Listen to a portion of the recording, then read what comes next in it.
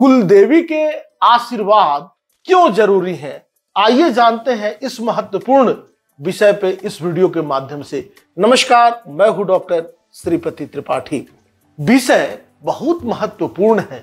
इस विषय को समझते वक्त सभी साधना, कुंडलनी, श्री विद्या, 10 महाविद्या, जो भी कोई आप अगर साधना कर रहे हैं सब एक बाजू में रख दीजिए, मतलब बगल में रख दीजिए, क्योंकि कुल देवी की कृपा का अर्थ है 100 सुनार की 1 लोहार की। बिना इसके कृपा से किसी के कुल का वंश ही क्या, कोई नाम फेम कुछ भी आगे बढ़ नहीं सकता। लोग भावुक होकर, भावना में आकर, किसी के कहने पे आकर अथवा आकर्षित होकर कई साधनाएं तो करते हैं, पर वो जानते नहीं कि जब आप अपनी कुल देवी को पुकारे बिना किसी भी देवी देवता की साधना करते हैं, वो साधना कभी भी यशस्वी नहीं होती।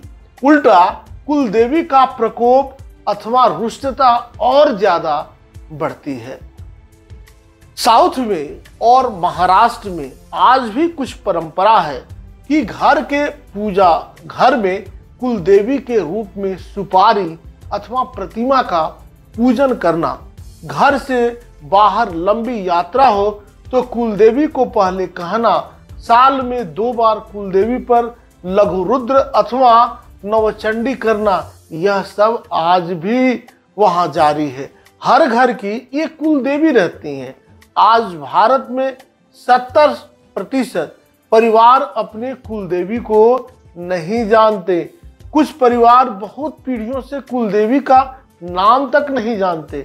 इसके कारण एक निगेटिव दबाव उस घर के कुल के ऊपर बन जाता है और आनुवांशिक प्रॉब्लम जो है वह ज्यादा पैदा होती है। मैंने ही बहुत जगहों पर देखा है, महसूस किया है कि कुल देवी की कृपा के बिना आनुवांशिक बीमारी पीढ़ी में आती है। एक ही बीमारी के लक्षण सभी लोगों को दिखते हैं। मानसिक विकृतियां अथवा स्ट्रेस पूरे परिवार में आना। कुछ परिवार अय्याशी की ओर इतने जाते हैं कि सब कुछ गंवा देते हैं। बच्चे भी गलत मार्ग पर भटक जाते हैं, शिक्षा में अड़चने आती हैं। बच्चे जो हैं वह पढ़ते हैं फिर भी जॉब ठीक से नहीं मिलती। कभी तो किसी के पास बहुत पैसा होता है पर मानसिक समाधान नहीं होता। यात्राओं में अपघात होते हैं अथवा अधूरी यात्रा होती है।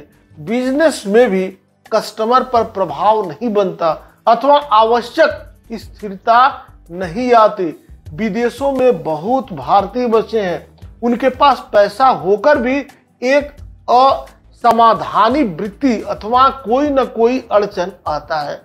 इतने लंबा समय से भारत में कुल देवी के दर्शन के लिए नहीं आ सकते। यह सब प्रॉब्लम हम देख रहे हैं। आपको बता दें कि यह सब प्रॉब्लम आप किसी हीलिंग अथवा किसी ध्यान अथवा किसी 10 विद्या के मंत्रों से दूर नहीं कर सकते।